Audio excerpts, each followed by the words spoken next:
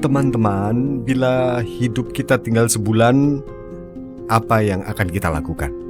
Ini adalah sebuah pertanyaan yang dahsyat buat kita semua ya. Jadi mendengar pertanyaan itu tadi, yang muncul di benak kita bisa jadi takut, sedih, bingung, marah, tertawa saja juga bisa. Menganggap pertanyaan itu ngaco. Semua itu adalah reaksi yang mungkin sekali muncul ketika kita memikirkan jawaban pertanyaan. Sebelumnya, mari kita dengar opini dari beberapa orang berikut ini.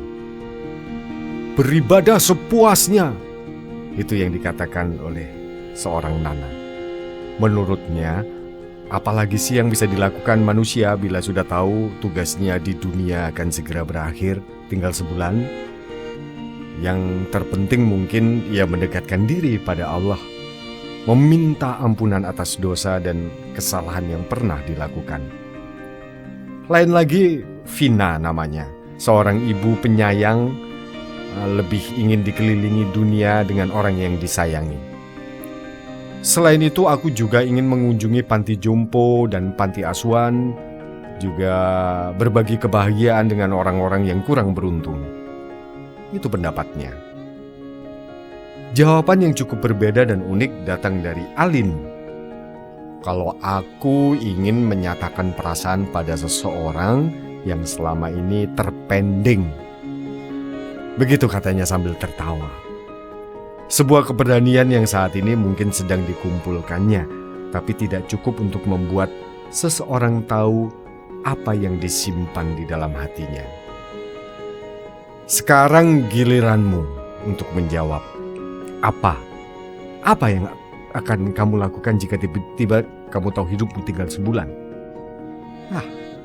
Yang jelas seketika mungkin hidupmu akan berubah drastis jika hal ini terjadi, seperti beberapa jawaban yang sudah diungkapkan di atas.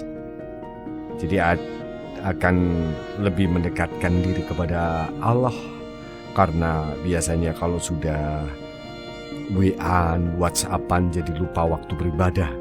Apalagi kalau topiknya sudah soal si Anu yang tertangkap selingkuh. Wah, sungguh topik yang sayang sekali juga jika dipending untuk dibahas. Hasilnya ibadah jadi nomor 2 dan bergosip menjadi nomor 1. Ada juga yang ingin keliling dunia bersama orang-orang yang dicintai, yang mungkin saat ini waktunya banyak tersita oleh pekerjaan. Jarang sekali bisa membagi waktu dengan keluarga dan anak-anak.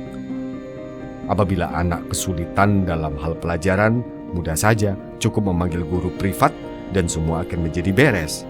Padahal anak lebih membutuhkan kehadiran orang tua yang bisa membimbing dan menyemangatinya belajar. Lain cerita dengan yang ingin mengungkapkan perasaan pada seseorang. Selama ini, apa yang dirasakan selalu disimpan dalam hati, takut diungkap. Entah karena takut ditolak, takut hubungan tidak akan berhasil, atau ketakutan-ketakutan lain yang sebenarnya terbentuk oleh pikirannya sendiri. Lihat saja, betapa banyak yang sebenarnya ingin dilakukan bila kita tahu hidup akan segera berakhir, tinggal sebulan. Semuanya adalah hal yang baik, bukan? Nah, sekarang bayangkan, bila semua itu dilakukan sekarang, alangkah indahnya dunia. Orang akan berkata, hidup itu sungguh bahagia. Tidak ada lagi anak-anak yang kekurangan perhatian dan cinta orang tuanya. Tidak ada lagi cinta dalam hati yang disimpan sekian lama kemudian menyesal. Tidak ada lagi pasangan kekasih yang bertengkar karena waktunya dicuri oleh pekerjaan dan kesibukan. Tidak ada lagi tempat ibadah yang penuh di hari-hari raya saja.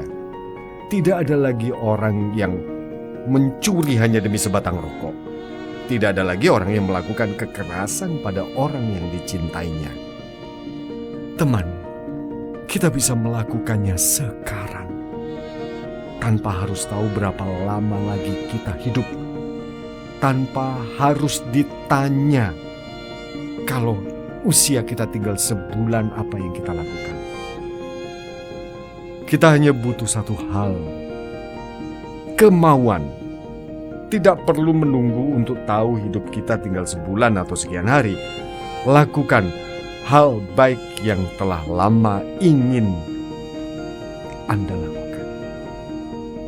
Termasuk memberikan pelukan dan ciuman hangat pada orang terkasih di dalam hidup kita. Mari kita mulai dari sekarang.